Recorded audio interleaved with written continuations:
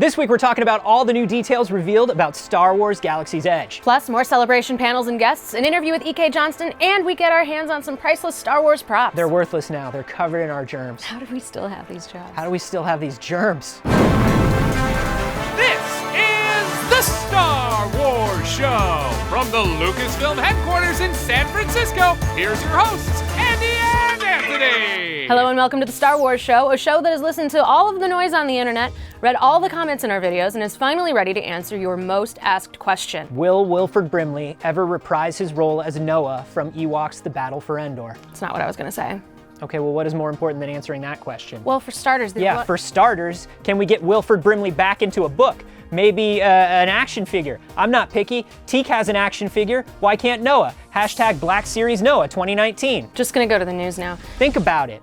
Think about that beautiful Noah figure next to the rest of your collection. It would be pretty cool. It would be wonderful, wouldn't it? Star Wars Galaxy's Edge revealed a treasure trove of new information and images about the new Star Wars themed land coming to California's Disneyland and Disney's Hollywood Studios. For starters, we learned more information about the two rides coming to the land, Rise of the Resistance and Millennium Falcon Smuggler's Run, including our first look at the Hondo Ohnaka animatronic figure coming to the ride. We do not deserve this Hondo Ohnaka. So cool. It is so good, this Hondo Ohnaka. If you have not seen it, go look at the thing. Plus, more details were revealed about the immersive story crafted for the land by Walt Disney Imagineering and Lucasfilm. And if you're in a theme park and want to spend money on food and merchandise, then say goodbye to your hard-earned cash, because Star Wars Galaxy's Edge is going to take all your credits with things like Star Wars themed food, Star Wars themed goods, customizable droids, Star Wars clothing, and lots and lots and lots of Star Wars themed drinks of the blue and green milk variety. StarWars.com has posted a thorough look at the new land, including articles about the making of the aliens, droids, and shops of Galaxy's Edge, as well as the 27 things they learned about the new land and more. And you can read them all right now on StarWars.com/SWS. Star Wars Celebration is coming up. I don't know if we've mentioned it.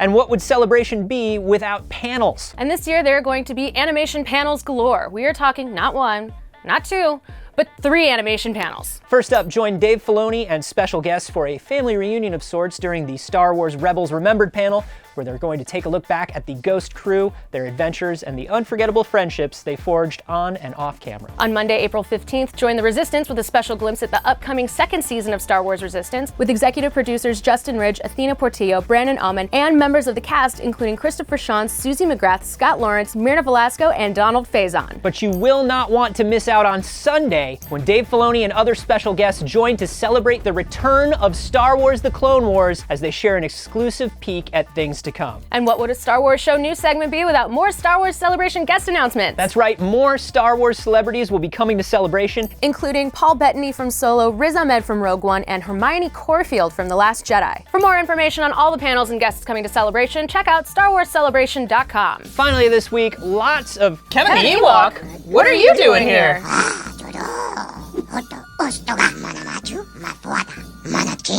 Oh, cool. There's a whole book teaching you how to not get eaten by Ewoks?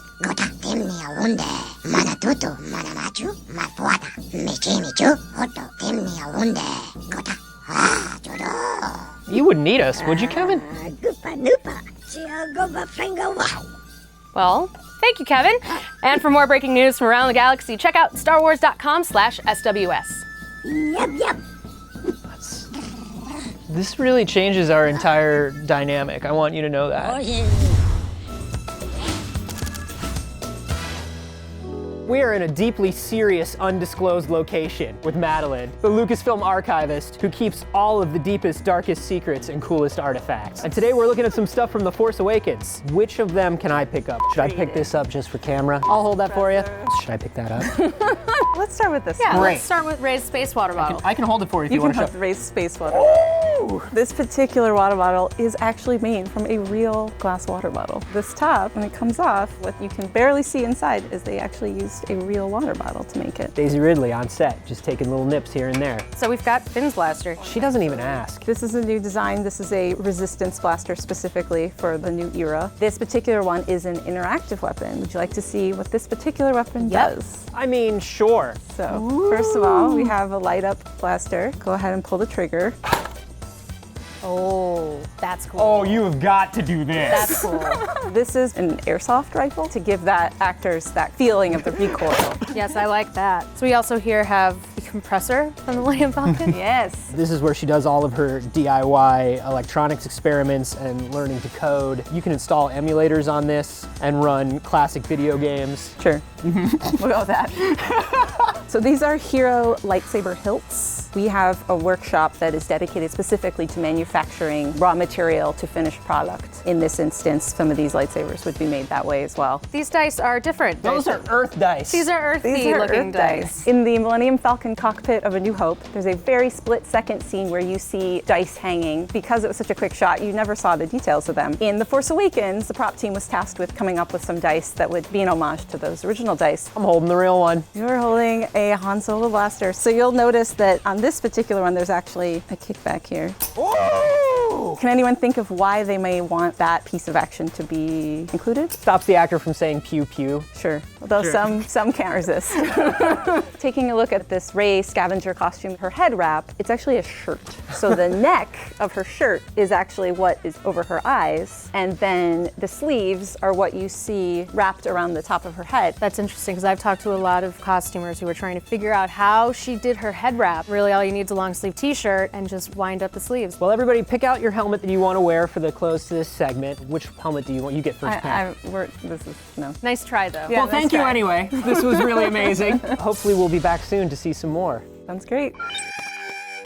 Everybody, please welcome EK Johnston back to the show. Last time you were here, you were talking about Ahsoka, which Yes. was due out, and now you have The Queen's Shadow coming out, which is all about Padmé, which is super exciting. Tell me a little bit about this project. Well, it was super fun to work on because Padmé has always been my favorite character, I suppose. I was 15 when I saw The Phantom Menace, and I was like, this is perfect. This is everything I ever wanted out of Star Right, Wars. she was like you. Because she was like me, and she had so many friends, and they were all really good at dressing up and also shooting people, and I just felt like that was a really valuable skill set. So when they asked if I wanted to write the book, I was like, do I ever? Here's 20 years of planning that I have kind of been thinking about on the back burner since I was, a teenager. A little bit of a dream Just a little job, bit, just a little bit, yeah. Padmé's always come off as very headstrong, very sure of herself. What sort of sides of the character are you hoping to show fans more of? One of the main advantages of a book is that you can spend time inside her head. With the movies and the comics and the Clone Wars, you see her in action, but you can't always tell what she's thinking because she doesn't tell anyone what she's thinking. So that's kind of the angle I chose to take, was like sort of more the internal dialogue that she has when she's making decisions, which we don't always get to see. How do you approach writing in Padmé's mind differently than you did with Ahsoka? Ahsoka, for me, she was still a new character. It was very much the show and Ashley Eckstein's voice. That was how I sort of figured out who she was. But Padmé has actually been very influential on who I am. So sort of writing a character who's a lot more like me because she was one of my role models was a different take, and that was a lot of fun as well. And it was a good way to differentiate them because Ahsoka was someone I was a fan of, but Padmé felt like, she's been part of the family for a while. Did you find that to be kind of comforting or more challenging because you felt like... Oh my gosh, like a bit of both, bit of to be duty honest. to it. Like sometimes I was like, oh, I know exactly what will happen in this scene. And then I would be like, wait, is that what I would do? Or is it what Padmé would do? Or is it what I would do because it's what Padmé would do? But I think it ended up being another way for me to connect to the character, basically, which was nice. This book also centers around her relationship and her teamwork with her handmaidens. Can you talk about building those relationships and how that works throughout the book? Basically, I got to take these people who are excellent at fading into the background. So they don't have defining characteristics because they have to be indistinguishable from each other. I love that sort of idea of these girls who spend so much time internalizing everything for their planet and for their friend. That kind of relationship is really interesting to get into. This sort of friendship, teamwork, really deep, deep bond that people from the outside might not necessarily understand because they're like, oh, you pick the dresses. And then the person who picks the dresses is like, yes. And if you knew what went into those dresses,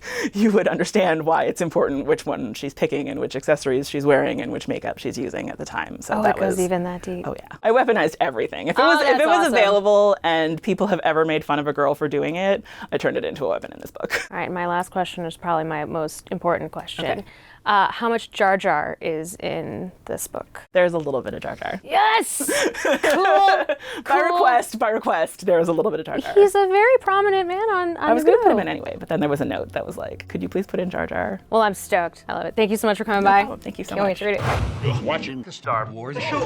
Only 35 shopping days until Star Wars Celebration. I cannot believe we're that close. Dude, it feels like just yesterday we were in Orlando. We better wrap up the show so we can catch up on all our sleep. Yes, good idea. We gotta get 30 out of the next 35 days. Of just hibernation. Just hibernation so we're ready.